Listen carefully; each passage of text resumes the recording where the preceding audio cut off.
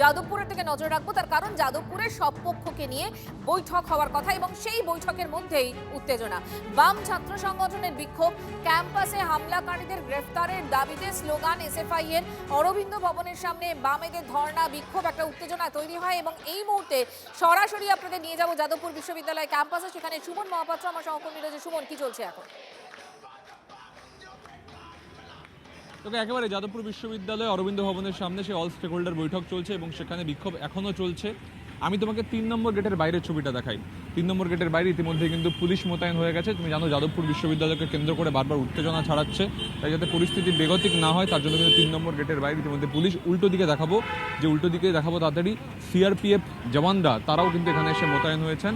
এবং অন্যদিকে এই ছবি যখন দেখতে পাচ্ছি তখন এই 3 নম্বর গেটের বাইরে আমরা দেখতে পাচ্ছি যে এবিভিপির যারা রয়েছেন তারাও কিন্তু এখানে এসেছেন এবং তারা দেখানোর চেষ্টা করছেন যে 3 নম্বর গেটের এখানে কিন্তু যে ফলক নিয়ে এত কথা হচ্ছে সেই ফলকের কিছুটা অংশ নেই, সেই ফলকের ওই পদ্মপাপড়ি এখানে নেই, সেটা মেনটেন্যান্সের জন্য নেই, সেটা নিয়েও কিন্তু তারা বিক্ষোভ দেখাচ্ছেন এখানে। সব মিলিয়ে যাদবপুর বিশ্ববিদ্যালয় একদিকে অরবিন্দ ভবনের সামনে, সেখানে যখন বাম ছাত্র সংগঠনগুলো বিক্ষোভ দেখাচ্ছে এবং তারা দাবি করছে যারা ঢুকে ভাঙচুর করেছিলেন বুদ্ধদেব সহ ইনক্লুডিং তাদেরকে ডিবার করতে হবে, তখন 3 নম্বর গেটের বাইরে আমরা দেখতে পাচ্ছি প্রচুর পুলিশ মোতায়েন হচ্ছে এবং উল্টো দিকে সিআরপিএফ মোতায়েন হচ্ছে।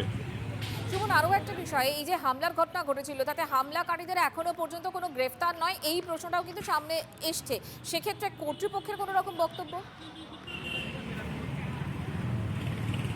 একেবারে কর্তৃপক্ষ বলছে যে পুলিশ তাদের সাথে যোগাযোগ করেছে কিন্তু এখনো পর্যন্ত গ্রেপ্তারির সংখ্যা শূন্য।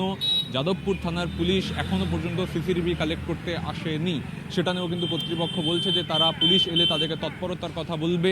তবে এখনো পর্যন্ত যাদবপুর বিশ্ববিদ্যালয়ে যে তদন্ত কমিটি নিজস্ব ছিল সেটা ফাংশন করছে না, তার কারণ চেয়ারম্যান প্রত্যাখ্যান করেছেন কাজ করতে, নতুন করে কোনো তদন্ত কমিটি গঠন হয়নি, পুলিশ এখনো পর্যন্ত কাউকে গ্রেপ্তার করতে পারেনি। মঞ্জিরা, সুমন, নজর রাখো। আপাতত ধন্যবাদ তোমাকে।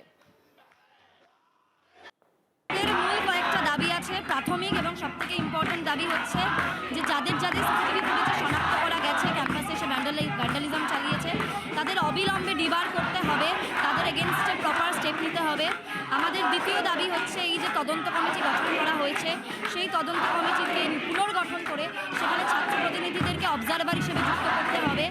আমাদের তৃতীয় দাবি হচ্ছে আমাদের প্রাক্তন উপাচার্য বুদ্ধদেব সাউ, যে কিনা এই সিসিটিভি ফুটেজে বুদ্ধদেব সাউকে স্পষ্টভাবে দেখা গেছে, তাকে ইমিডিয়েটলি সেই মুহূর্তে স্টুডেন্ট গ্রিভেন্স রিড্রেসাল সেলের চেয়ারপারসন, তাকে ইমিডিয়েটলি তার এই পদ থেকে অপসারণ করতে হবে। এবং এফআইআর যেটা লঞ্চ করা হয়েছে অলরেডি ডিসির পক্ষ থেকে, সেই এফআইআর এই সমস্ত ভ্যান্ডালিজমের সঙ্গে যুক্ত স্টুডেন্ট, রিসার্চ স্কলার, প্রফেসর এদের সবার নামে এফআইআরে যুক্ত করতে হবে।